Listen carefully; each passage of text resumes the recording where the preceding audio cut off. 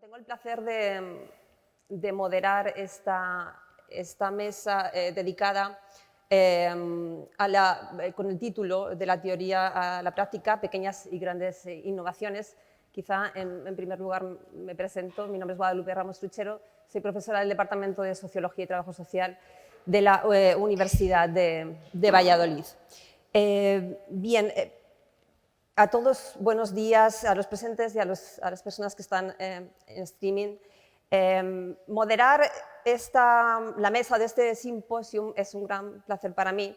Especialmente estoy feliz porque voy a presentar a tres estupendas mujeres, investigadoras, gestoras de importantes proyectos, activistas alimentarias, que sobre el terreno, pues, día a día hacen realidad todo esto de lo que estamos hablando este día de hoy y ayer sobre la sostenibilidad en el sistema agroalimentario. A las tres, inicialmente les quiero agradecer que hayan aceptado estar aquí hoy en esta mesa.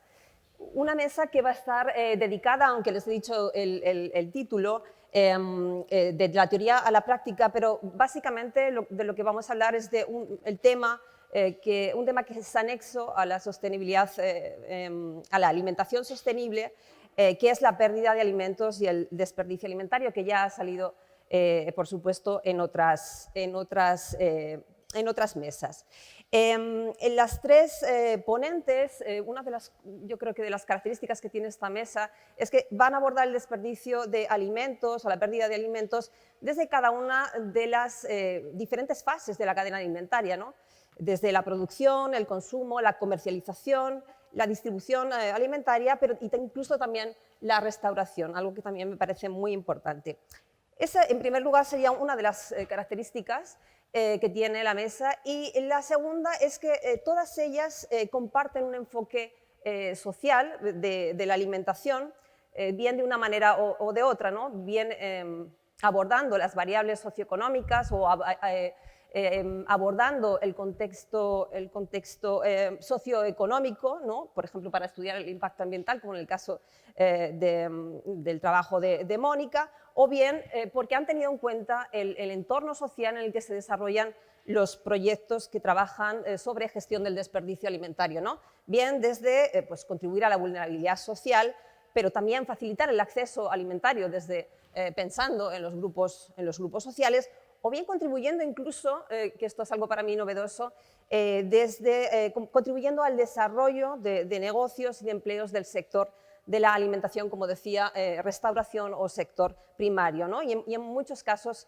quedan unidas estas cuestiones. Bien, la apertura de la mesa correrá a cargo de la estupenda y talentosa Mónica Di Donato, a quien agradezco de verdad que haya estado aquí. Ella es economista e investigadora de FUEM Ecosocial y forma parte del equipo de investigación del Grupo Energía, Economía y Dinámica de Sistemas de la Universidad de Valladolid.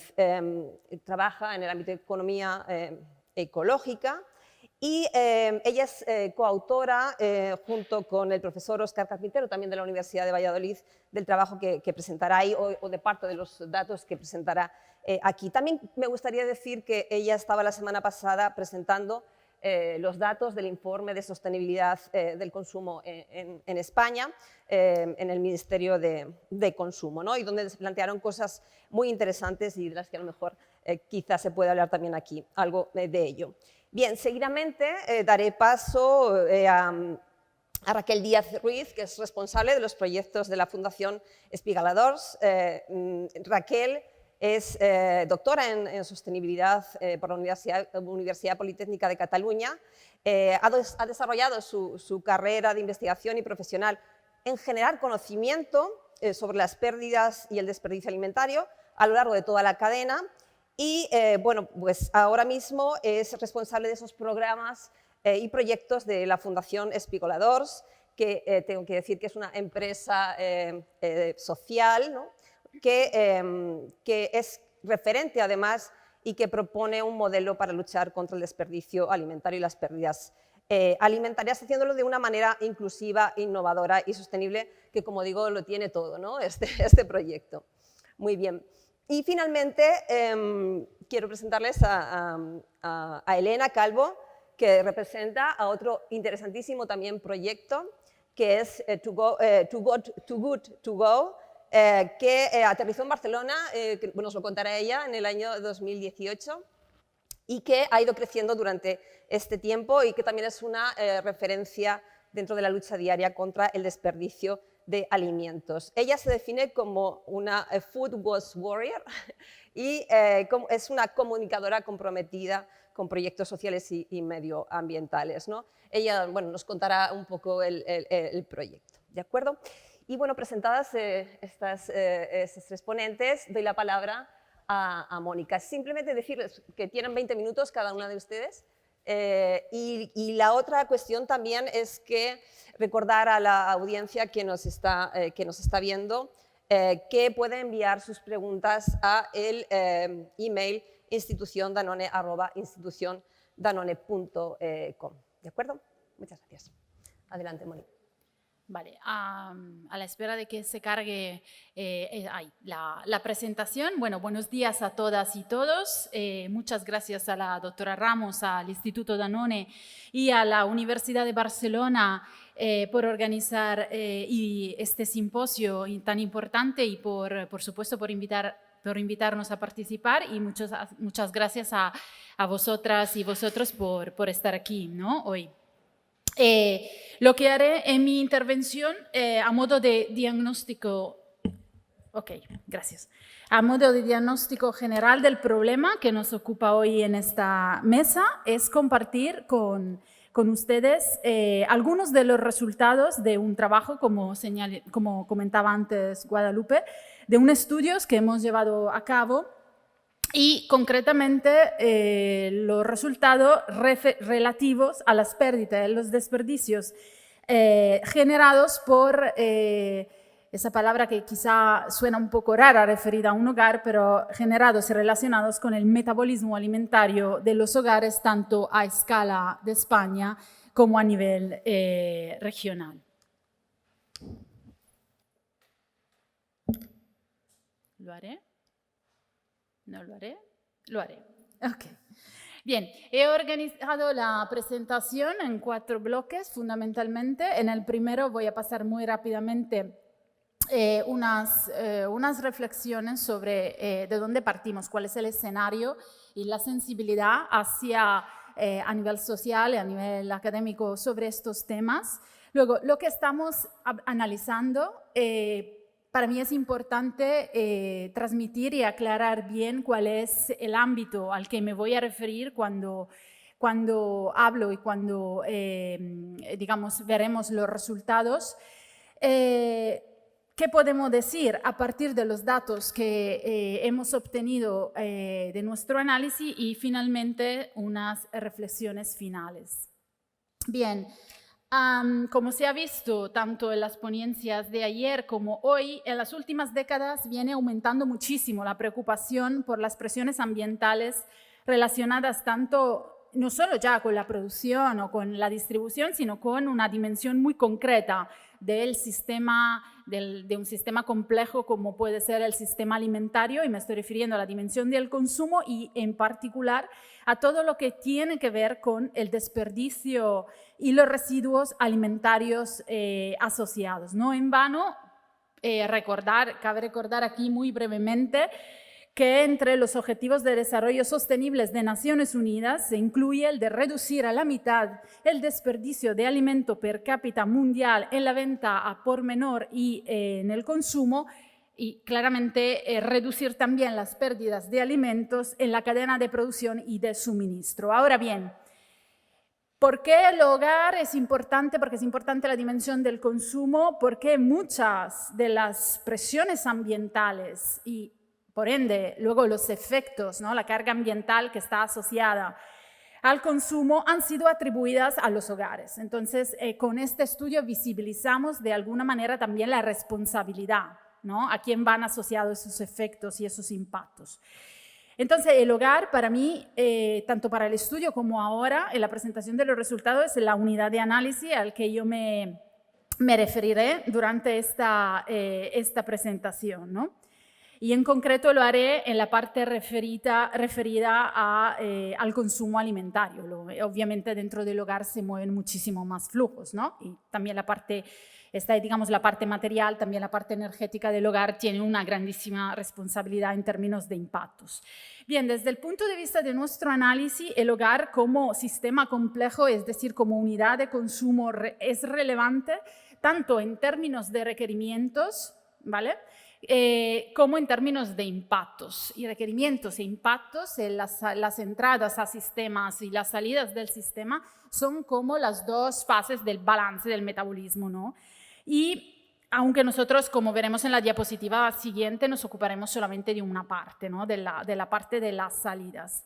Y eso, digamos que justifica por qué y sobre todo cuál es el ámbito dentro del cual movemos nuestra análisis. Y en concreto, comentar aquí que algunas estimaciones señalan, por ejemplo, que cerca del 15% de los requerimientos energéticos, el 27% de las emisiones de gases de efecto invernadero y el 90% de la huella hídrica de los hogares podrían ser achacables directa o indirectamente, ¿no? En un análisis de flujo directo, pero también indirecto, al consumo alimentario. Es decir, es una parte considerable de la contabilidad física que tenemos que realizar, ¿no?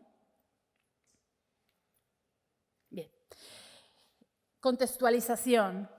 Como comentaba al principio, partimos del estudio del metabolismo de los hogares de España a nivel regional, es decir, esos flujos físicos que el hogar aprovecha y que luego libera hacia el ecosistema donde vive para su funcionamiento en términos de entrada y de salida. No voy a, obviamente aquí no tiene lugar comentar la metodología, la aproximación y de todo esto, pero solo pensar, porque creo que también por algunas reflexiones que se han venido haciendo hasta ahora, creo que cabe recordar, o sea, que es importante recordar que el hogar, así como otro sistema, el sistema económico, industrial, son subsistemas que viven e interaccionan entre ellos y sobre todo viven dentro del ecosistema que es la biosfera y con ella intercambian flujos de materiales y energía y luego echan residuos, ¿no? Que algunos no son ya aprovechables. Es importante recordarlo en relación a qué cosa, que es luego el objetivo de un análisis metabólico de un sistema físico, que nada es gratis para el medio ambiente. Cuando aumenta la escala de los sistemas analizados, estos tienen repercusiones porque quiere decir que hay una mayor petición, me vais a dejar el término, hacia el medio ambiente y luego una mayor carga del procesamiento, del funcionamiento del sistema que estamos analizando. Pequeño paréntesis, pero esto también cuando hacemos o empleamos algunas visiones más tecno-optimistas, que por supuesto de eficiencia, que por supuesto son muy importantes y muy necesarias, también hay que recordarse que esto es un juego que supone cargas para el medio ambiente, ¿no? ¿Qué hemos utilizado para nuestros estudios? Utilizamos datos físicos directos del consumo alimentario de los hogares proporcionado por la encuesta de presupuestos familiares. De hecho, estoy contenta que esta mañana una compañera que no veo, pero habían hecho un estudio quizá con objetivos diferentes, pero utilizando el panel de consumo alimentario, con lo cual podrían ser datos o resultados que podrían dialogar muy bien. Entonces, es muy importante utilizar la encuesta de presupuestos familiares para análisis del metabolismo porque, bueno, por la dimensión de la muestra, es una muestra grandísima de más de 24.000 hogares, representativos a nivel de España y a nivel de regiones, y donde está la cosa importante también es que combina, o sea, no solamente información monetaria, sino también, que es la parte que a nosotros nos interesa para el estudio, para realizar la contabilidad física, hogar por hogar también hay información socioeconómica asociable, con lo cual eso permite cruces interesantes de las variables físicas que se pueden explicar a través de, o sea, determinados comportamientos físicos se pueden ver y mirar en qué relación están con determinadas características de los miembros de los hogares, en otros ámbitos, pero también de las características de la vivienda, y etcétera.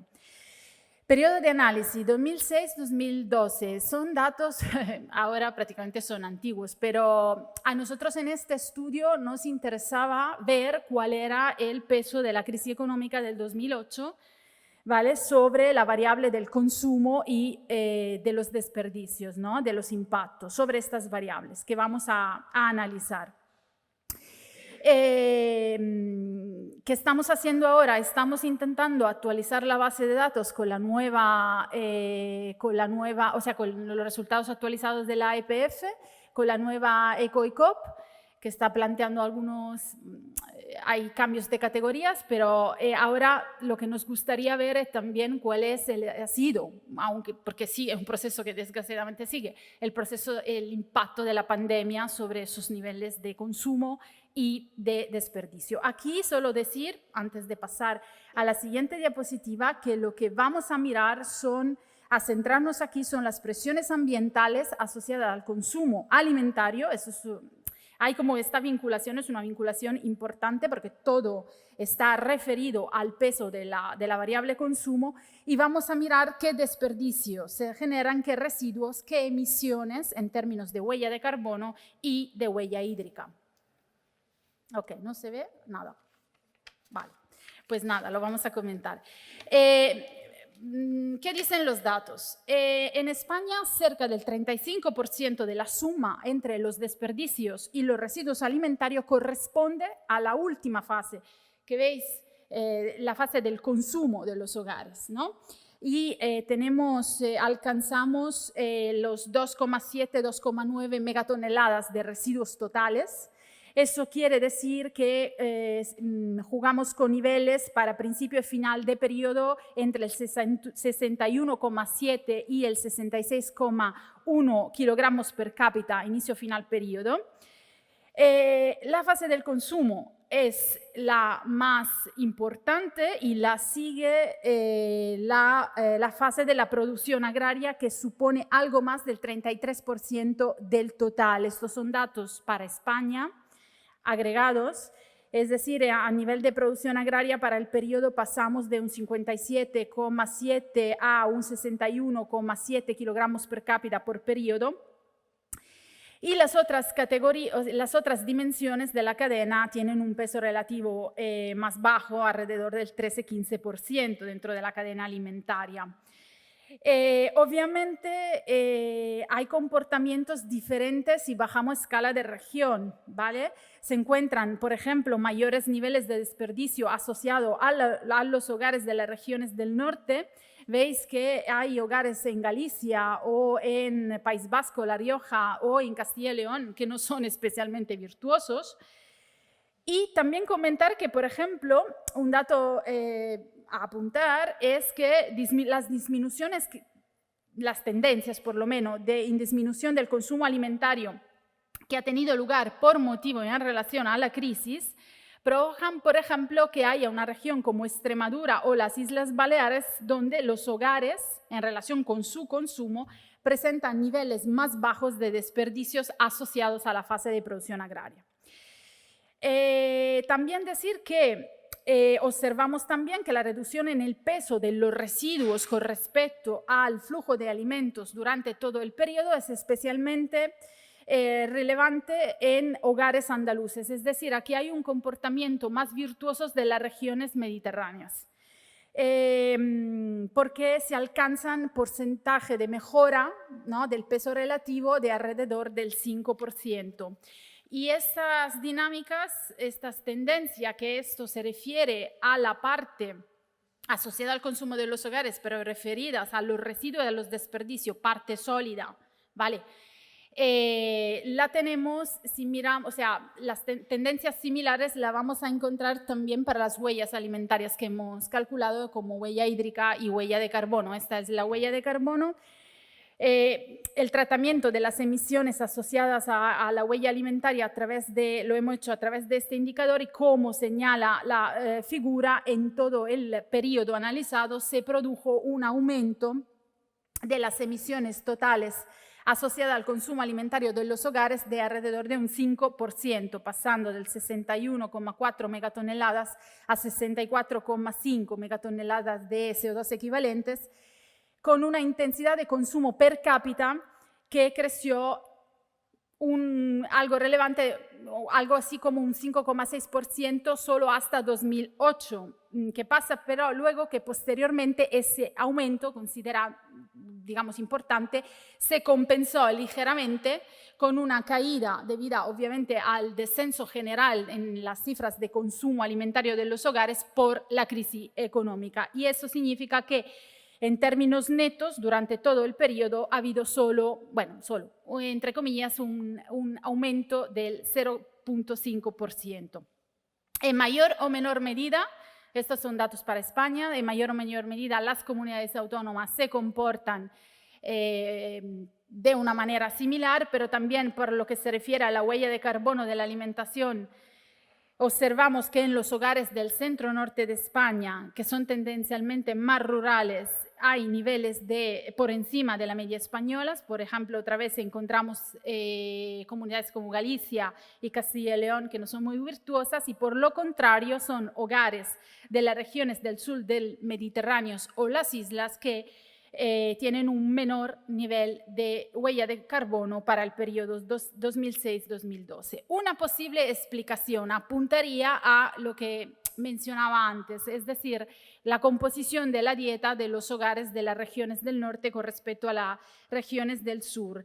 Los hogares del centro norte presentan, según nuestros perfiles, de dietas, por lo general una mayor presencia de la proteína de origen animal, procedente sobre todo de productos lácteos, carnes y pescados, que en muchos casos conforman, evidentemente están relacionadas con las producciones tradicionales de esas regiones, pero obviamente luego tienen niveles de huella de carbono más altos. Si vamos a una desagregación, como indican los radares, para establecer el peso de cada categoría de alimento y por región en términos de contribución a la huella de carbono total, pequeño paréntesis, nosotros hemos trabajado con 13 categorías, a un nivel de desagregación de la EPF para consumo alimentario de 13 categorías, o sea, COICOP a 4 dígitos. Entonces, ¿qué observamos? En los hogares medios de todas las regiones se da que estas categorías que acabamos de mencionar, las ligadas a la proteína animal, son aquellas donde la huella de carbono es mayor. Los hogares de las regiones mediterráneas y de las islas presentan niveles de emisiones per cápita menores asociados a ese nivel de consumo alimentario, ya que se acercan más a un patrón de dieta mediterránea con mayor inclusión de grasas y alimentos de origen vegetal, menos intensivas en emisiones.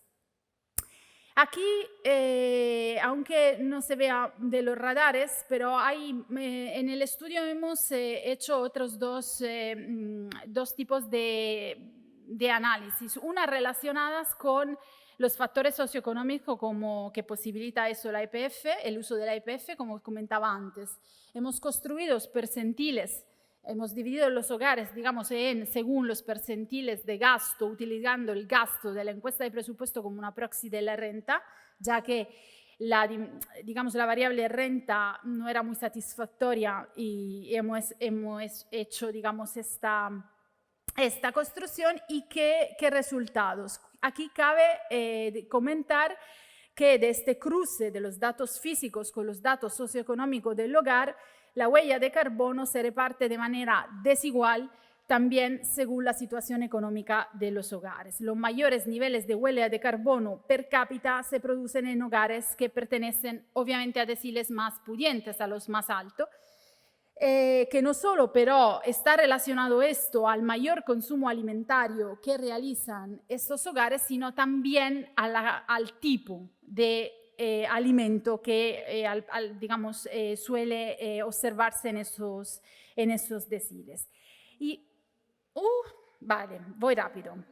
Vale, otra cosa que quería comentaros es el otro cruce interesante que también se ha comentado aquí con respecto a Algo así como podríamos definir como escenarios. Hemos hecho una construcción de 2 patrones dietéticos más saludables y más sostenibles, siguiendo la SENC o la dieta ovoláctea vegetariana, y los hemos utilizado prácticamente como un umbral para ver cuánto de distante y en qué margen de mejora tenemos con respecto a la dieta actual que estamos siguiendo para alcanzar esos niveles, en este caso en términos de desperdicio, de huellas en concreto, ¿no?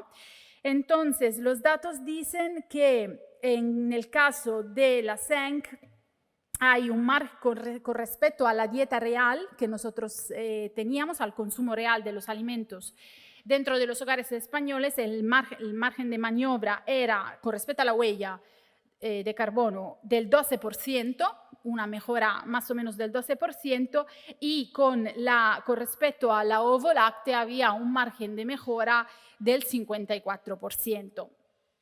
Nos podemos creer más o menos los números, y como hoy también se decía, todos estos números dependen muy mucho de la metodología, de dónde empiezas a contar, de dónde paras, etcétera. Pero las tendencias son estas, y las tendencias de estos escenarios que hemos nosotros utilizado también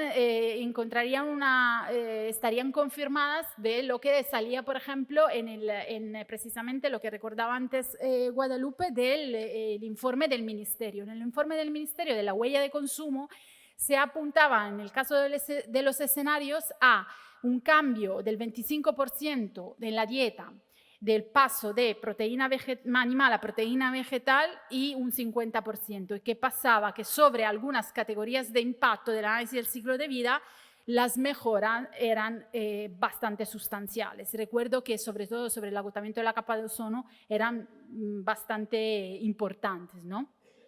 Eso para decir que podemos creernos unos números más o menos, pero las tendencias ya son evidentes, ¿no? A dónde apuntan. Como no tengo tiempo, también hemos hecho la huella hídrica, y aquí solo comentar que en lo que se refiere a su evolución, la huella hídrica media total del consumo alimentario de los hogares españoles ha crecido en el periodo estudiado de un 4,8%. También el comportamiento, resumiendo mucho, el comportamiento de las regiones es desigual. Hay regiones del centro-norte menos virtuosas con respecto a las digamos, de la zona mediterránea, y en relación, como evidencian los radares, de la contribución de las categorías de alimento a la huella hídrica, comentar que otra vez las categorías referidas a los lácteos, bueno, las ligadas a la proteína animal, otra vez tienen un peso bastante importante. En algunas regiones más que en la del norte, obviamente, que en la del sur, más o menos, pero me gustaría apuntar que en el periodo estudiado estas categorías suponen una media del 71% de la huella hídrica per cápita del conjunto de los hogares españoles, y en regiones menos virtuosas como Galicia o Asturias llegan al 74%. A nivel económico y a nivel de comparación, SENC y ovoláctea también tiene un comportamiento bastante, o sea, los resultados alcanzados son tendencialmente similares a los presentados anteriormente. Reflexiones finales, muy rápidamente. Comentar que obviamente en un escenario de precios alimentarios al alza, de rentas decrecientes en el país y con altas tasas de desempleo y precariedad laboral, obviamente se observa una reducción del consumo de alimento en cantidades físicas también, pero en términos de baja de la calidad de los patrones dietéticos, y también se observa una tendencial reducción de los desperdicios y de los residuos generados a lo largo de toda la cadena alimentaria y de las huellas asociadas. Pero ¿de dónde viene esa contracción o esa tendencia, o sea, ese comportamiento, esa reducción, ¿no?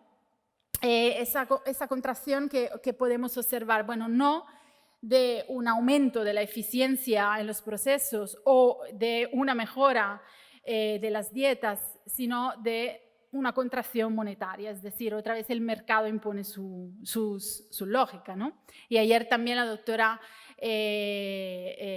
Magaña nos lo comentaba, ¿no?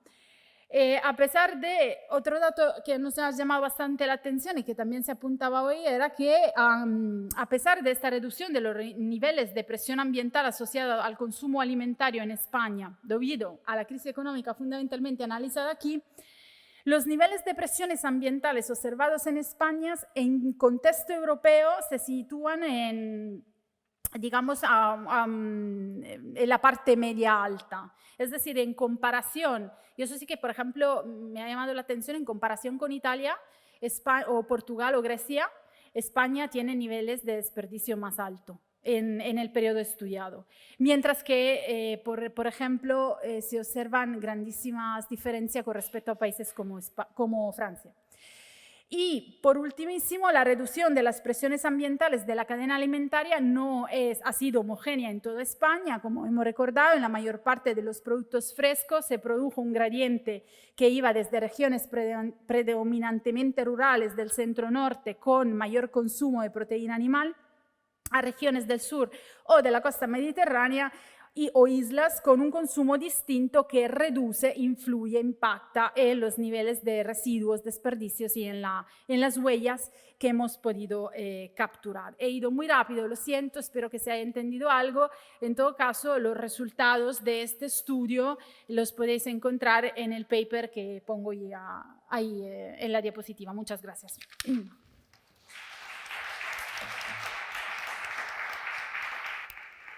Muchas gracias, Mónica. Pues a continuación toma la palabra Raquel Díaz Ruiz. Adelante, cuando quiera. A ver, un segundito.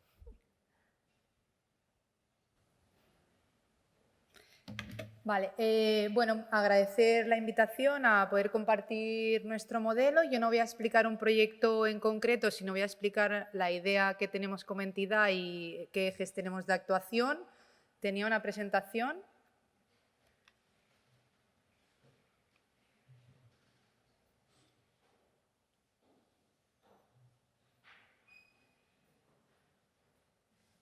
Si no va, pues da igual, empiezo. Gracias, muchas gracias. Yo vengo en representación de la Fundación Espígula 2, somos una entidad sin ánimo de lucro que nos fundamos en 2014 con la idea de contribuir, ¿no?, a dos emergencias que había en ese momento, justamente también consecuencia de la crisis de 2008, como explicaba Mónica, que lamentablemente hoy en día pues, sigue también siendo necesario actuar, ¿no? Por un lado es las pérdidas y el desperdicio alimentario, que ya se ha dicho hoy, ya se ha presentado un poco los números, ¿no? Las cifras de que estamos hablando. 1/3 de los alimentos a nivel mundial se pierden o se desperdician a lo largo de la cadena y parece ser que cada informe nuevo que aparece señala que esa cifra es aún mayor. Por tanto, no vamos en reducción, sino que vamos en aumento, o al menos en aumento del conocimiento, ¿no? Y por otro lado, otra emergencia es la emergencia social, el acceso a una dieta variada, suficiente, ¿no?, y sostenible y sana. No tenemos datos exactos, aunque hace poco, ¿no?, se ha presentado un informe de la inseguridad alimentaria en España, pero se utiliza el proxy del riesgo de pobreza, ¿no? Entre un 20 y un 25% de la población en España y Cataluña vive en riesgo de pobreza. Eso quiere decir que tiene deficiencias en tener una alimentación suficiente, porque todos sabemos que primero debemos pagar otras, ¿no?, el hogar, la vivienda, los suministros, y luego la gente hace lo que puede para alimentarse. Entonces, estas dos necesidades salen, ¿no?, de cubrir la necesidad. No es que estemos locas, ¿no?, que estemos solo actuando nosotras en esto, sino que esto se enmarca en diferentes estrategias a nivel mundial. Como se ha comentado, los Objetivos de Desarrollo Sostenible ya promueven, ¿no?, la reducción del hambre y también la reducción del desperdicio. Hay un marco político europeo, ¿no?, de la granja a la mesa, que pone de relieve la reducción de las pérdidas y el desperdicio de manera transversal. También en España, ¿no?, hay diferentes iniciativas desde la economía circular, la bioeconomía, pero además también hay un anteproyecto de ley en discusión de la prevención de las pérdidas y el desperdicio alimentario, y en Cataluña esa ley ya fue aprobada hace 2 años en el Parlamento catalán, una ley transversal pionera que además, pues en parte contribuimos a que se pudiera referenciar el espigueo, ¿no? o la rebusca, el espigolamen, como una práctica de prevención de las pérdidas y el desperdicio alimentario. Cifras del desperdicio y su impacto ambiental, pues como ya se han ido comentando, lo salto, pero siempre hay que tener esta diapositiva por si acaso, ¿no? Si nadie antes lo comenta. Entonces, un poco para cubrir estas necesidades, pues nos creamos en 2014 con la idea de contribuir a 3 objetivos.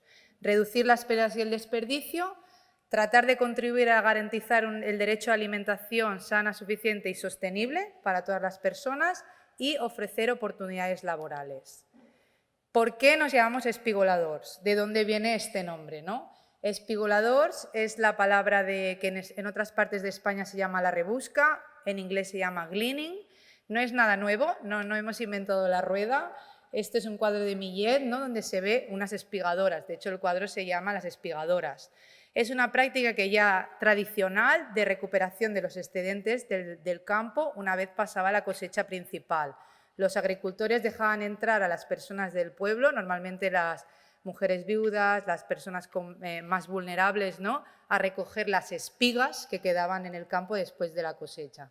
Nosotras lo que intentamos en 2014, que ya se estaban viendo personas espigar en los contenedores, ¿no? De la calle, era recuperar y dignificar esta práctica y volverla a hacer de una manera recurrente.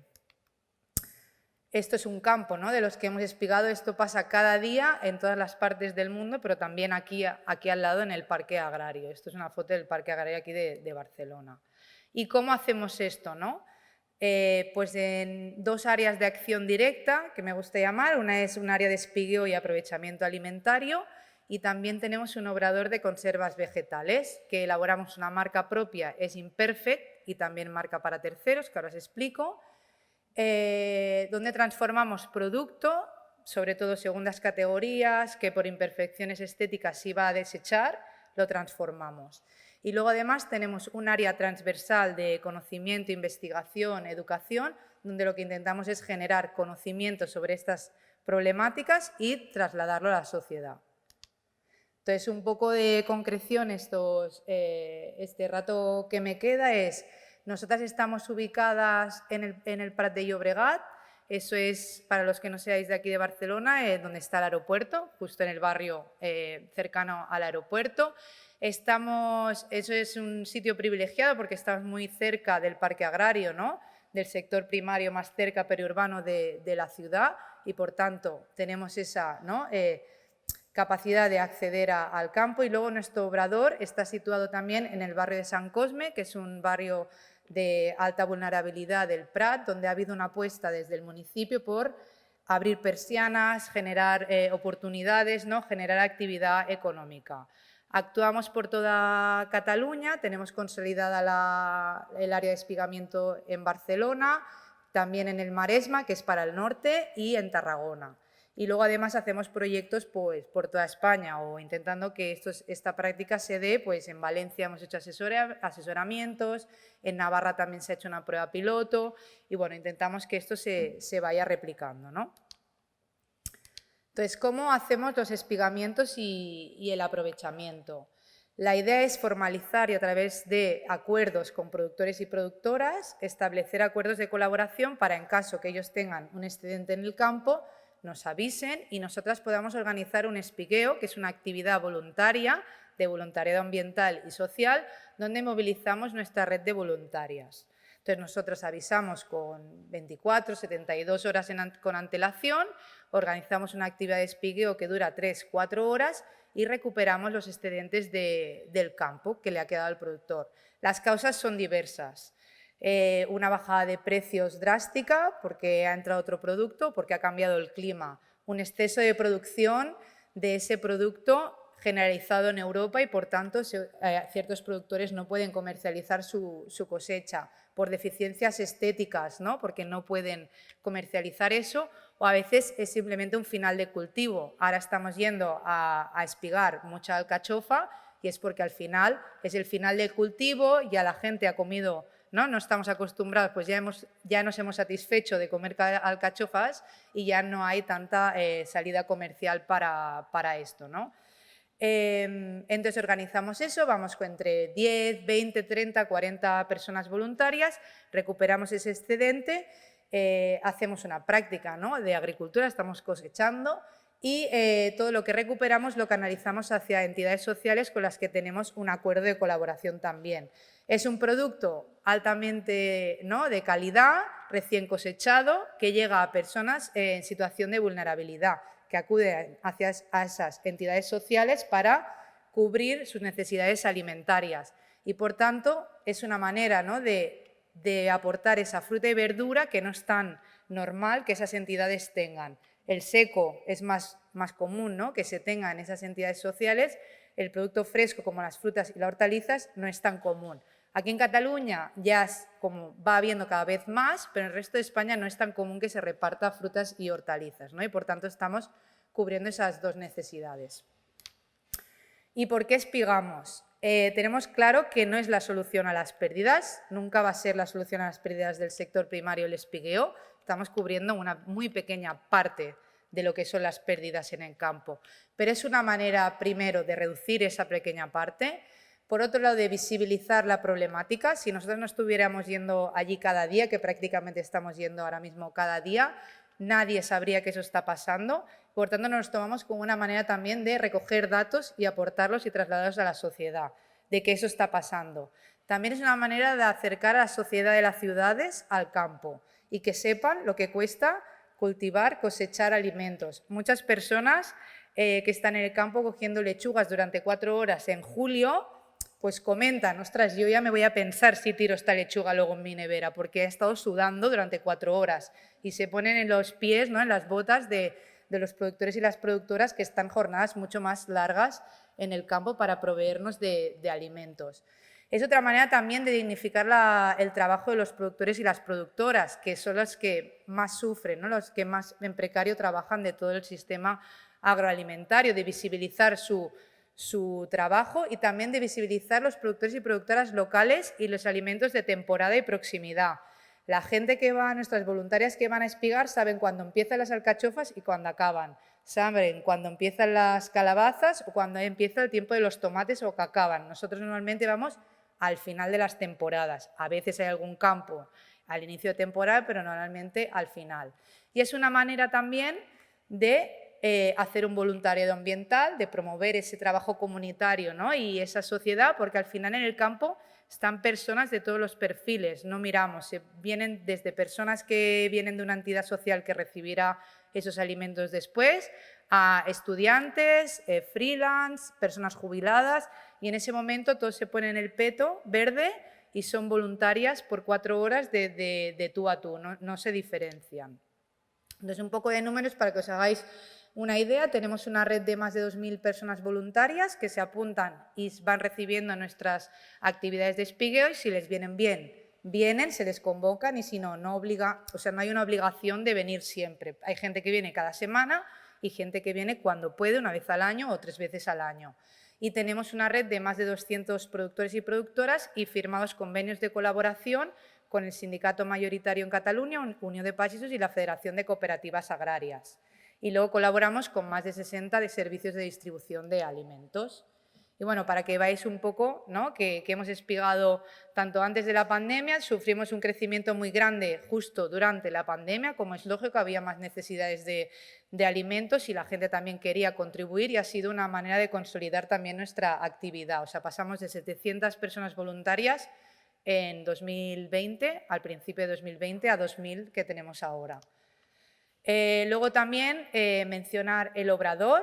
Es un obrador, aquí, perdonad, me he saltado. Tenemos un obrador de conservas vegetales que elaboramos la marca Es Imperfect, que igual alguien ha tenido la suerte de probar uno de nuestros patés aquí fuera, que había en el Pica Pica. Elaboramos conservas vegetales con la misma idea que de recuperar esos excedentes y darle una segunda vida y dignificar esas frutas imperfectas o esas verduras imperfectas. Es un obrador de inserción, De hecho, hace un año nos convertimos en empresa de inserción y damos trabajo a personas, a compañeras de nuestro barrio, ¿no?, que viven una situación de vulnerabilidad y es una primera oportunidad laboral para que se inserten en el mercado laboral y después de 2 o 3 años se puede incorporar en el mercado ordinario de trabajo en la industria que hay en toda la zona de Barcelona, ¿no? Y entonces elaboramos tanto nuestra marca propia, es Imperfect, que vendemos en diferentes puntos de distribución, desde pequeñas tiendas, en la restauración, a pesar de que la pandemia cerró esa línea, estamos intentando abrirla. También elaboramos marca para terceros como un servicio a los productores y productoras que quieren elaborar su marca propia, tienen un excedente, nosotros podemos ir y recuperar su excedente y canalizarlo hacia entidades sociales o que lo traiga nuestro obrador, se lo transformamos bajo su marca y ellos lo comercializan a través de sus redes de comercialización. Y luego también hemos abierto, a raíz también de la pandemia, una línea que abrimos para no cerrar el obrador, es hacer elaboración de producto en conservas para los bancos de alimento y las entidades sociales, como por ejemplo compota de manzana, ¿no?, pues una manera de alargar la vida de las frutas y hortalizas que tanto hace falta un poco a estas familias. Después una compañera, ¿no?, el obrador haciendo compota. Hace un año nos transformamos en empresa de inserción, que forma parte de la fundación, pero es una empresa de inserción. Y bueno, esto ya os lo he explicado, ¿no? Estamos en el barrio de San Cosme, del Prat, y ahora mismo estamos trabajando a 2 turnos, hay unas 15 personas trabajando y la idea es movernos a un local más grande para crecer en nivel de producto que podemos absorber, porque pérdidas y desperdicio hay mucho, por tanto ahí tenemos todavía mucho margen, también generar pues, nuevos formatos de productos, dar más trabajo, etcétera. Y por último, investigación y acción, simplemente comentar algunos de los proyectos que hacemos desde investigación en pérdidas y desperdicio alimentario, cuáles son las causas de las pérdidas en campo, por ejemplo. Tenemos un equipo que venimos del mundo académico, pero luego también tenemos un equipo que viene del mundo de la educación, que está haciendo proyectos de educación a largo plazo en escuelas e institutos o puntuales como talleres de formación. Y finalmente, pues, comunicarnos, ¿no? Tenemos también un pequeño equipo de comunicación. Perdonad, me había puesto. Ya eran los 15 que le había dicho. Vale.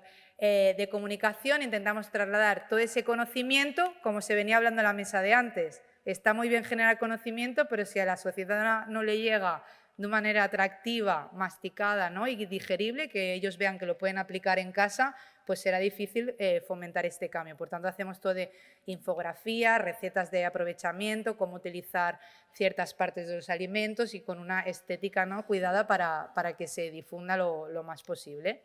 Y ya está, hasta aquí era mi intervención. Muchas gracias por todo y espero luego el turno de debate.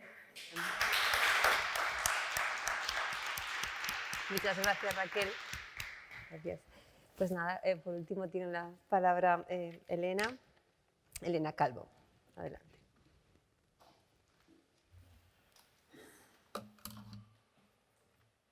Vamos allá. Bueno, también, sí, me preparo la presentación. Bueno, gracias a todos, me ha encantado la intervención de las 2 otras compañeras. Creo que hay muchas cosas que también, igual que Raquel, las pongo siempre al inicio de la presentación, igual las pasaremos rápido porque ya se han dicho, pero como dice ella, siempre está bien, por si acaso, dar un poco de contexto. Siempre me gusta empezar por un contexto un poco más macro, quizás compañera Mónica ha llegado directamente a la parte de hogares. Yo me voy a algo mucho más macro. No sé si habéis visto alguna vez este gráfico, pero básicamente es un gráfico que muestra los datos del calentamiento global. Es un código de barras, como digo yo, pero un código de barras un poco diferente. Es un código en el que cada barra, cada línea se asocia a un año y cada color a una temperatura global terrestre, desde 1850 hasta 2021. Y creo que nada más fácil ni más visual para ver la tendencia del incremento de temperatura global terrestre. Y bueno, me gusta mucho este gráfico para empezar a ver un poco el razonamiento y el contexto de por qué estamos aquí como Too Good To Go o hoy aquí reunidos y reunidas, sentados y viendo. Y cuando hablamos de calentamiento global o de crisis climática, muchas veces preguntamos Y nos viene a la cabeza esto, ¿no? O empresas humeantes, ¿no? O bueno, básicamente transporte. Pero raramente nos viene a la cabeza algo como esto, ¿no? Que además ahora se lleva mucho pues, el eco, el bio, el orgánico, ¿no? Y a pesar de que sea a granel y de lo más próximo posible, si los alimentos que consumimos acaban desperdiciándose, la huella que deja ese desperdicio, la huella ambiental de la que hablábamos antes, es innegablemente un problema ambiental muy grave, ¿no? Tanto es así que muchas veces no consideramos ese problema como tal porque es un problema muy invisible, no es un problema como el del plástico, que es muy fácil de visibilizar con una imagen, ¿no? Potente. Y realmente el desperdicio de alimentos es uno de los grandes contribuidores a la crisis climática y emite el mismo volumen de gases de efecto invernadero que todo el transporte por carretera rodado del mundo, ¿no? Entonces, si pensamos en un coche como gran contaminante, también tenemos que pensar en el gesto que hacemos cuando tiramos comida como un gesto altamente contaminante en este sentido. Bueno, un poco lo que hablábamos, ¿no? Yo ya he añadido el más de en naranja porque sí que es más de un tercio, como apuntaba Raquel, cada vez no es que desperdiciemos más, sino que tenemos más conocimiento, cuantificamos mejor cosas que antes quizás no teníamos en cuenta y esas son las cifras, ¿no? Casi un 40% de todos los alimentos que se producen en la Tierra se acaban desperdiciando y eso tiene obviamente consecuencias medioambientales, sociales y económicas que creo que mis compañeras ya han explicado muy bien. A nivel de España, los datos que también poco a poco ya van quedando desfasados, pero son casi 8 millones de toneladas solamente en España anualmente. Y intentamos desde Too Good To Go siempre, que es una de nuestras misiones también, acercar de una forma muy visual y muy masticable para que estas grandes toneladas, estas cifras tan grandes nos lleguen de alguna forma, ¿no? Lo podemos equiparar al peso de 190 Titanics anuales solo en España, ¿no? A mí me cuesta imaginar un barco como de tal calibre, ¿no? Que se pintaba en la película como algo monstruoso hundiéndose en el mar. Me cuesta imaginarme uno en el puerto de Barcelona, por no decir 190 llenos de comida, ¿no? Que cada año se desperdicia solamente en España, con lo cual claramente creo que tenemos ahí unas cifras horriblemente enormes, ¿no? E incluso vamos a hacer el ejercicio de bajarlo un poco más, ¿no? Y dividir esas toneladas a los segundos que tiene un año y llegamos a la cifra de 250 kilos de comida cada segundo, solo en España, con lo cual estaríamos hablando que las intervenciones de hoy se irían acumulando kilos y quizás llenaríamos una sala como esta en poco tiempo, ¿no? Y bueno, creo que como ya se ha ido comentando, ¿no? Cuando desperdiciamos comida, no solo desperdiciamos esa comida, que ya de por sí es grave, ¿no? Sino que desperdiciamos todos los recursos que se han necesitado para producir esa comida y para que esa comida llegue a nuestras manos, ¿no? Porque no crece mágicamente en nuestras neveras ni en nuestras despensas, así que toda esa huella de carbono, todas esas implicaciones que tiene, son claramente algo que también desperdiciamos y que además generamos como nueva demanda cuando tiramos, porque al final vamos a tener que consumir algo más, porque al final seguimos pues, comiendo pues, estas 3 veces al día con suerte, ¿no?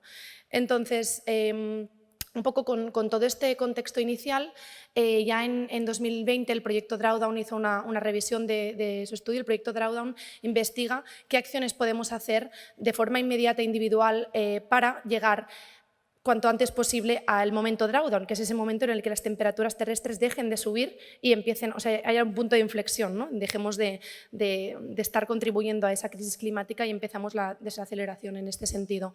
Y ya apuntaban a que la reducción del desperdicio de alimentos era la solución número 1, la primera solución que todos podíamos llevar a cabo, pues comparándolo con otras muy importantes acciones también, como son pues, los aerogeneradores eléctricos, las dietas ricas en vegetales, que obviamente también son muy buenas soluciones, pero la que tenía un impacto más inmediato, ¿no? Por el hecho de la relación que tiene con el metano, por ejemplo, el desperdicio de alimentos, era una de ellas. Y un poco en todo ese contexto y con esa perspectiva nació Too Good To Go, que nació en Dinamarca a finales del 2015, inicios del 2016 y que, como bien decía antes Guadalupe, aterrizó en Barcelona en noviembre de 2018. Os voy a contar un poco, como también decía Raquel, qué hacemos, por qué estamos aquí, cuál es nuestra razón de ser y cómo es nuestra visión de las cosas, ¿no? Too Good To Go nació con una clara visión, que es la de soñar con un planeta sin desperdicio de alimentos. Es un poco utópico y de hecho es una visión autodestructiva, es decir, somos muy conscientes de que si llegara a este punto, Too Good To Go no haría falta y eso pues, obviamente sería un hito, ¿no?, a conseguir. ¿Cómo queremos llegar a ese planeta sin desperdicio de alimentos? Con una misión accionable, ¿no?, la de inspirar y empoderar a todo el mundo a luchar juntos contra el desperdicio. Y aquí hay 3 palabras que para nosotros son como la base de lo que hacemos, que es la inspiración y el empoderamiento, ¿no? Poder dar la información, acercar a todo el mundo este problema que decíamos invisible, ¿no?, que cuesta muchas veces de darnos cuenta porque está muy atomizado, ocurre en todos los hogares, ocurre a lo largo de toda la cadena, ¿no?, desde lo que contaba Raquel hasta la que comentaba Mónica, un poco todo esta cadena de valor de la alimentación. Y después, obviamente, empoderar con herramientas, ¿no?, dar consejos, trucos y accionar a las personas porque somos, creo, cada vez más conscientes de que tenemos un problema, no solo con el desperdicio, sino con muchos otros factores que alimentan esta crisis climática que tenemos, pero a veces, de tan abrumados que estamos, no sabemos por dónde tirar. Entonces, necesitamos poder tomar acciones que nos acerquen un poco a la solución. Y claramente hace falta hacerlo de forma conjunta, porque tales retos como el que tenemos delante con el desperdicio, sería un poco inocente pensar que un solo agente, un solo actor, una sola persona, por no decirlo obviamente, no puede luchar contra tal problema, ¿no? Y un poco en esta línea está Too Good To Go como aplicación móvil, que es una solución directa contra el desperdicio de alimentos.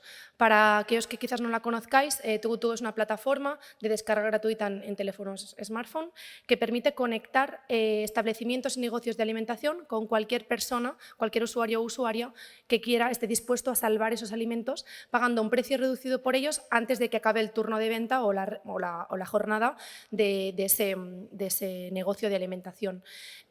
Con eso, pues finalmente, lo que queremos es, Too Good To Go no deja de ser una plataforma vacía, por así decirlo, que junta, que conecta, que grita un poco, oye, hoy aquí va a suceder, ¿no?, va a haber desperdicio porque se prevé que esto no se podrá vender, acércate y pon tu granito de arena un poco, ¿no? Es algo muy sencillo y muy intuitivo, pero a la vez muy escalable, porque la tecnología nos permite llegar a todos los rincones y no quedarnos, como a veces pasa con la tecnología desafortunadamente, o las innovaciones, en las grandes ciudades o en ciertos rincones. Entonces, con un poco con la acción, esta sería la ecuación, ¿no? Salvamos alimentos con el formato de pack sorpresa, al final es un poco la marca de la casa. En Too Good To Go enseguida nos dimos cuenta que necesitamos de un factor sorpresa, de este pack sorpresa, que a veces genera como ese misterio o esa duda, pero que realmente es lo que al final engancha un poco la magia, pero porque no tenía sentido ofrecer productos concretos, porque al final una persona que tiene un negocio de alimentación no debería poder prever lo que le va a sobrar, si no le pediríamos por favor que no lo produjera en primer lugar, ¿no? Entonces, como hay este punto de incertidumbre, el pack sorpresa lo que permite es muchísima flexibilidad hasta el último momento, basándonos en un precio establecido, para que así tanto consumidor como es un punto medio entre el consumidor y el usuario y el establecimiento. Con esto salvamos esos alimentos, salvamos todos esos recursos de los que hablábamos antes que se han necesitado para producir todo esto y ahorramos con MyClimate, que es una empresa global de estudio de impacto también, pudimos certificar de una forma un poco a grosso modo, porque lo que decíamos, un pack sorpresa de sushi o de carne o de vegetales no tiene el mismo impacto en la misma huella, pero haciendo un poco un average, una mediana, pues se pudo certificar que cada pack sorpresa podía llegar a ahorrar esos 2,5 kilos de CO2 equivalente a nuestro planeta, ¿no?, con cada acción, con cada pack que nuestros usuarios y plataforma permiten. Con esto proponemos pues, una solución en la que todo el mundo gana, ¿no? Se habla mucho de este win-win para la oferta y para la demanda. Nosotros añadimos un triple win aquí. Por un lado, los usuarios o usuarias pueden salvar packs de comida de calidad, porque al final es comida que se ha producido ese mismo día o que está dentro de la fecha de consumo sin ningún tipo de problema, pero que por estándares o absurdidades un poco, si me permitís, del sistema, acaban fuera de los canales de venta habituales. Obviamente, obviamente a un precio reducido, con lo cual tienen este acceso a estos packs.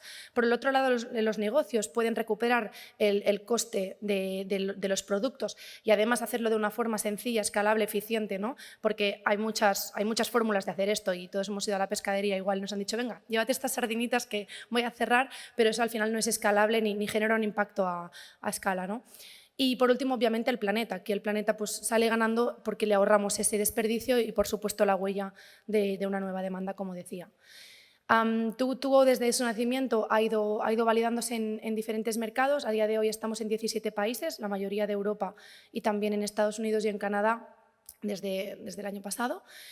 2 años hace ya, desde 2020, ya perdí la cuenta. Y a nivel nacional en España hemos salvado más de 7 millones de packs sorpresa. Podríamos hacer un cálculo, pues, como decía antes, ¿no? un promedio, pues más de 7 millones de kilos de comida. Contamos con una comunidad de 4.600.000 usuarios y usuarias, con una red de 15.000 establecimientos de todo tipo, no solo puestos de mercado y establecimientos de barrio, sino también grandes superficies que bueno, van más lentas en la implementación, pero van llegando. Y a día de hoy también a nivel fabricantes y productores, es decir, empezamos a subir un poco la escala con un proyecto que llamamos Too Good To Go de origen, ¿no? por el hecho de empezar a subir un poco, porque al final también hay un gran desperdicio en esos inicios de la cadena, no tan al inicio como Espigulados, pero también intentando dar salida a ese desperdicio. Too Good To Go es una empresa de impacto social certificada B Corp y bueno, poco a poco vamos mejorando también para que no solo lo que hacemos tenga un impacto positivo, sino también cómo lo hacemos tenga un impacto positivo. Al final cualquier actividad genera una huella y somos conscientes de ello. Entonces vamos mejorando procesos y estrategias para que podamos realmente dejar el planeta mejor de lo que lo encontramos, ¿no? Que es lo que hacemos hoy es ser carbon neutral positive, si la palabrija se entiende, que al final es pues, compensar o reducir más emisiones de las que generamos con nuestra actividad. Un poco como crecimiento, realmente la validación de... no sé si se ve alguna cosa, bueno, aquí mejor. Too Good To Go fue creciendo de forma muy exponencial. Al final, en cada mercado en el que llegábamos era un nuevo interrogante, porque la alimentación está muy asociada a la cultura y al hacer de cada uno de los países y mercados. Incluso dentro de los mercados, pues las diferentes geografías, ¿no? No se consume igual, como hemos visto en Galicia y en País Vasco, pues pueden haber excedentes en País Vasco de pinchos, ¿no? Y en Valencia quizás no los habrá, excepto quizás zonas un poco turísticas.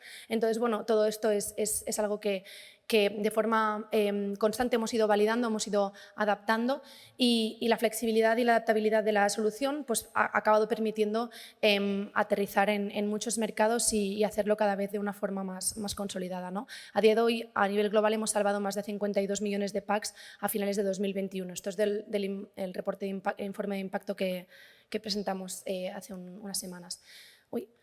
Y ya para acabar, ¿no? ¿Por qué hablamos de Too Good To Go como un movimiento y no como una app, que al final es lo que os he presentado hasta ahora, ¿no? Una solución tecnológica o una plataforma para gestionar el excedente, la merma de los establecimientos?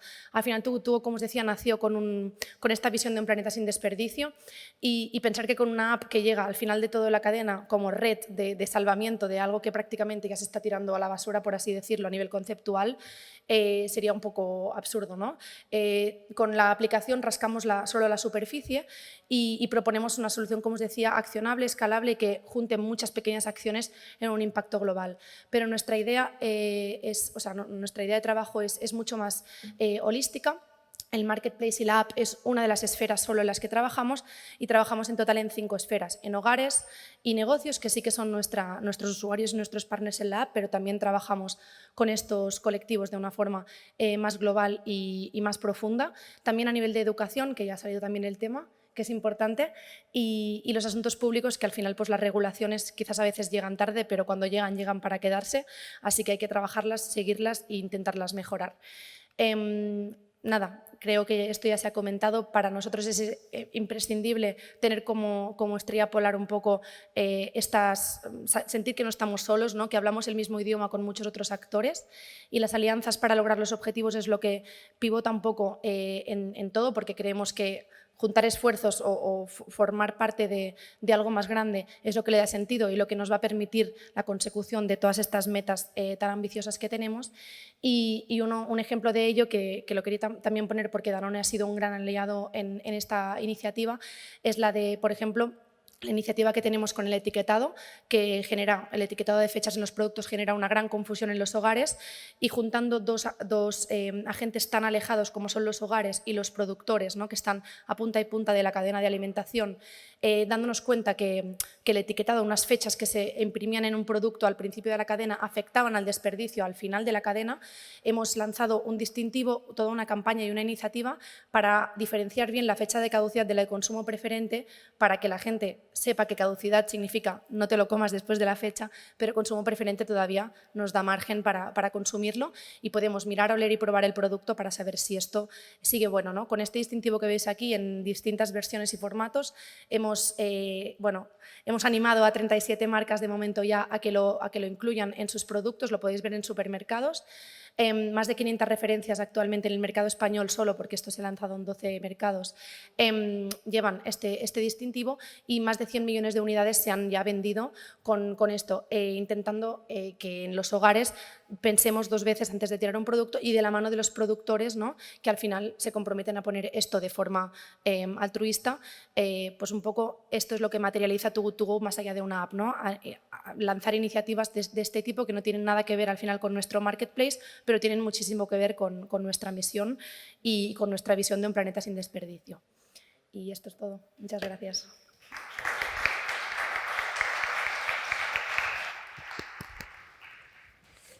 Muchísimas gracias a las tres y bueno, ahora vamos a pasar al turno de preguntas para todos. Tenemos un ratito, no mucho tiempo, pero sí para hacer algunas preguntas a las que inicialmente me gustaría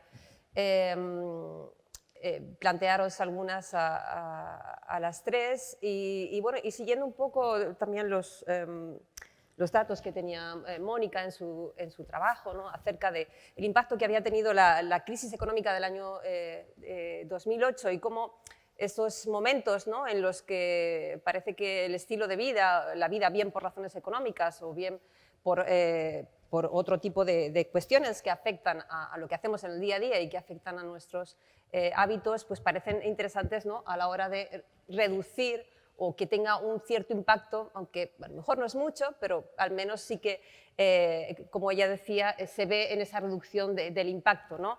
Es decir, hay menos dinero, se consume menos, o incluso con otro dato que ella señalaba, que aquellas familias, aquellos hogares con más dinero, hablo de una manera sencilla, con un nivel económico mayor, también consumen más, ¿no? Y entonces, mi pregunta es cómo otro hito que hemos tenido recientemente, que es el caso de la pandemia o la crisis sanitaria y las restricciones de movilidad que hemos tenido, ha podido también estar afectando al desperdicio alimentario, ¿no?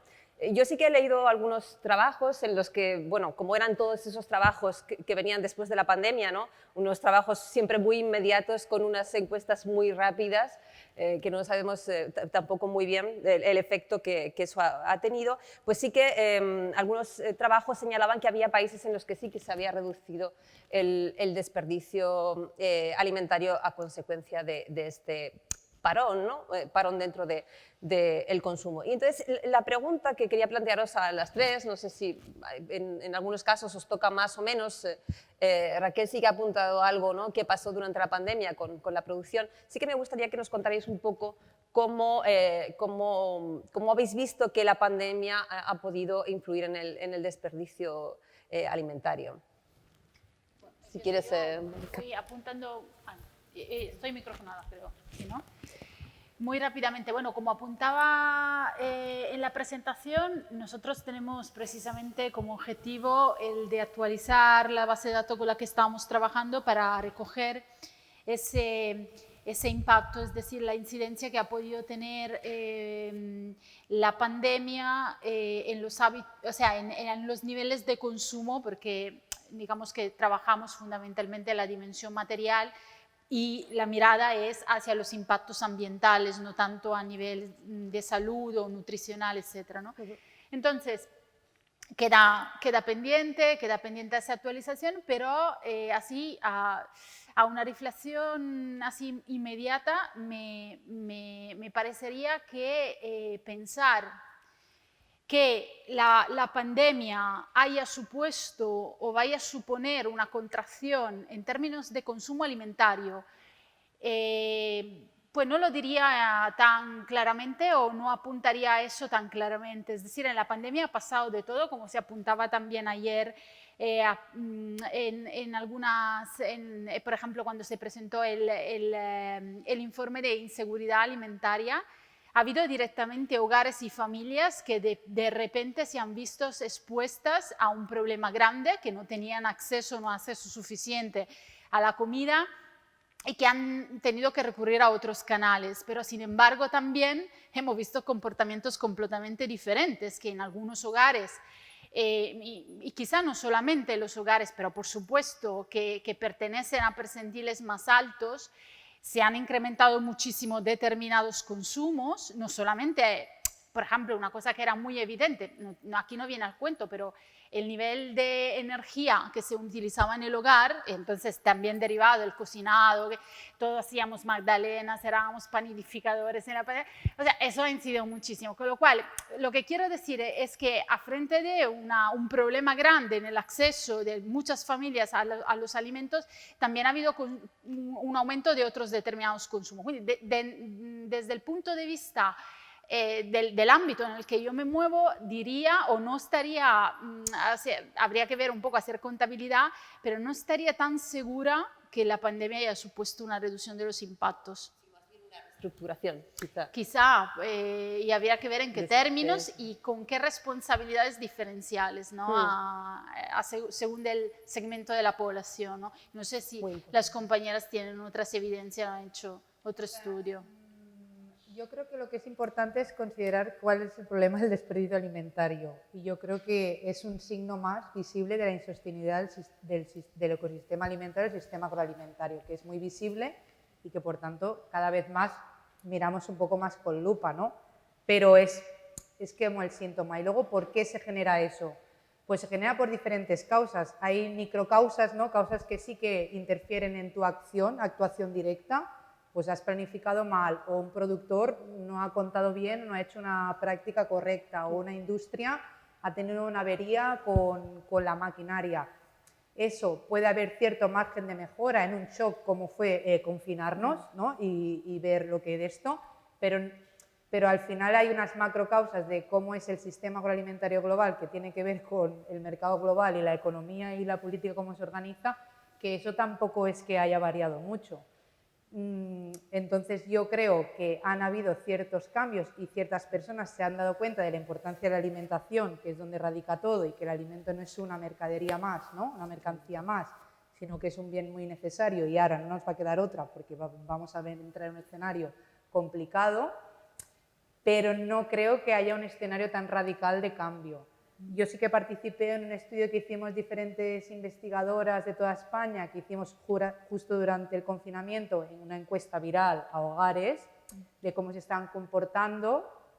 Bueno, habían cosas interesantes. Igual lo más destacable es que la gente, al estar en casa y tener que cocinar, pues puede ser que adquiera, ¿no? Unos valores o unas costumbres diferentes a las que podemos tener ahora. Pero no podemos olvidar, o al menos a mí no me gusta, de que recaiga todo en el ciudadano, porque que yo cocine o no, no es que yo quiera o no cocinar, sino el estilo de vida que llevamos todos.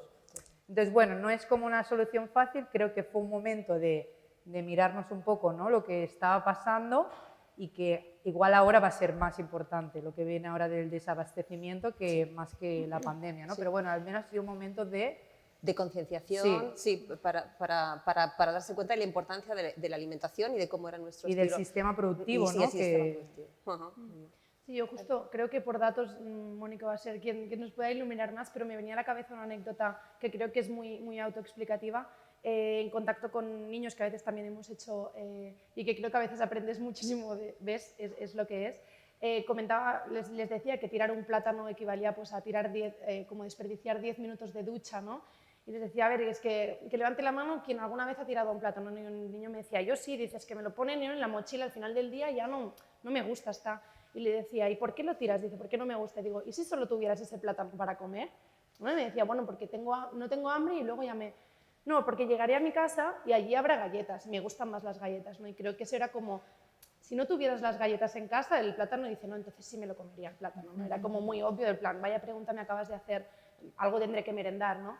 Y creo que en el momento de la pandemia fuimos muy conscientes, en ese momento quizás hablábamos más de valor de los alimentos, porque de repente lo único que nos pasaba excitante en una semana era ir al súper a comprar y de repente, o sea, no era un trámite que hago mientras hablo por teléfono y me voy porque he quedado, era lo que te ocurría, ¿no? Y llegabas y las estanterías estaban vacías y de repente veías que no era el precio que tú pudieras pagar o no, era el valor que tenía el hecho de disponer o no disponer de un alimento. Y con los alimentos a veces se ha mezclado, como decíamos, no es una mercancía más, no es que tenga un precio y ya está. Tiene un precio y tiene un valor y a veces los mezclamos y pensamos que son lo mismo, pero un alimento tiene mucho más valor que su precio. A veces el precio está por debajo de lo que les cuesta producirlo incluso, ¿no? Ahora en el escenario que entraremos creo que si hablaremos más de precio que bueno, también de valor, pero va a ser un paradigma un poco diferente. Sí, sí, esta ha sido una de las reivindicaciones, ¿no? la de reivindicar el valor, ¿no? del alimento. Sí, sí. Doy la palabra a alguien del público que quiera hacer alguna pregunta. La doctora Carmen, profesora.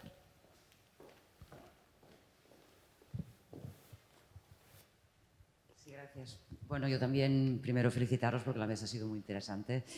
Y tengo una pregunta que es general, es para todos, ¿eh? O sea, se han hecho números, y los habéis contado por aquí, de cómo repercute el desperdicio de alimentos en el impacto a nivel del medio ambiente, ¿no?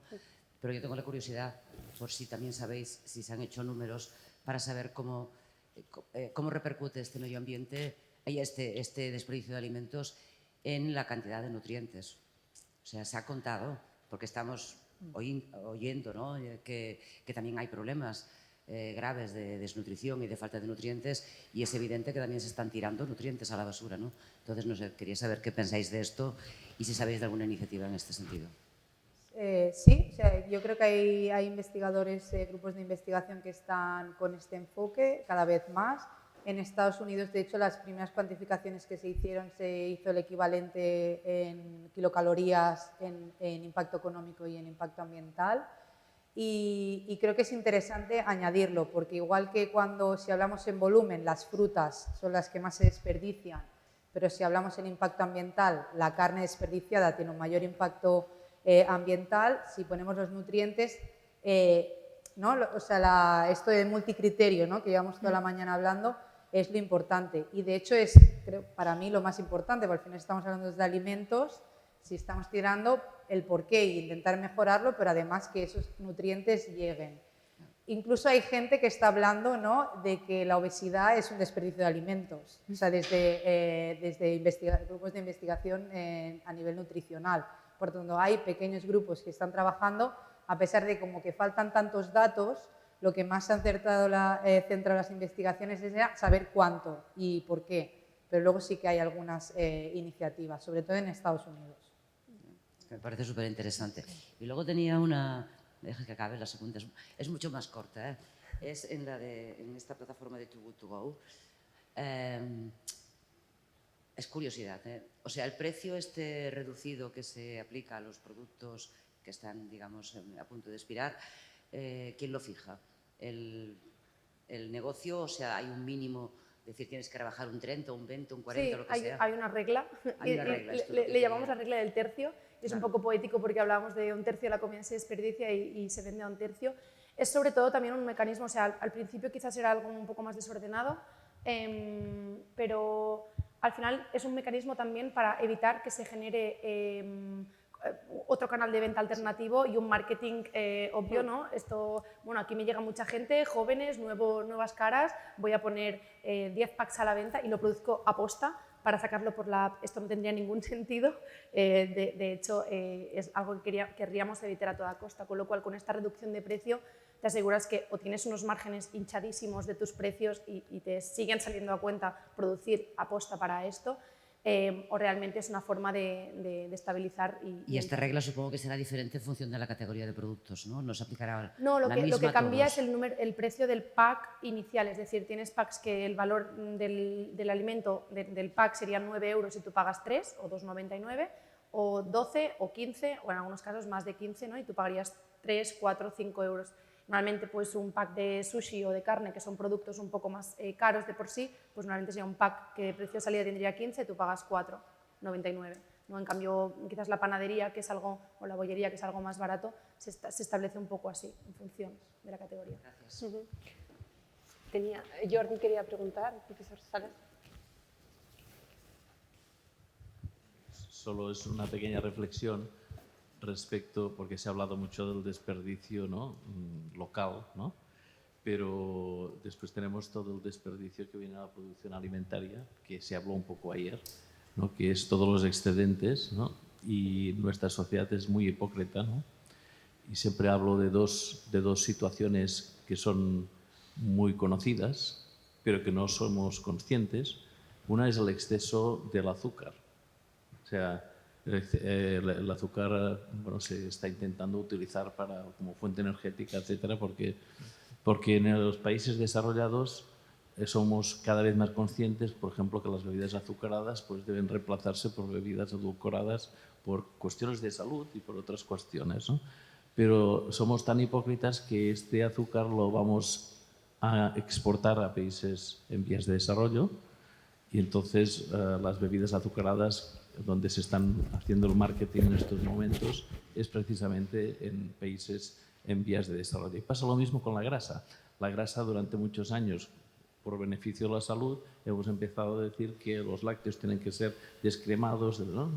Y la grasa, ¿qué se hace de este excedente de grasa? Este excedente de grasa se tiene que colocar en algún sitio. Es como yo he visto con las arrozareras del delta del Ebro, que tienen unas montañas enormes de cáscara del arroz que no saben ni qué hacer con esta cáscara y esto le supone un gasto económico enorme, etcétera, ¿no? Pues con la grasa somos hipócritas, porque la grasa nos la volvemos a comer, porque la industria alimentaria nos la reformula todos los productos, nos lo pone dentro. O sea, que tenemos que encontrar maneras también de luchar contra este desperdicio, ¿no? Que supone la extraproducción a veces y los residuos que produce, ¿no? Esto es más que nada es una reflexión porque estos desperdicios son desperdicios locales, ¿no?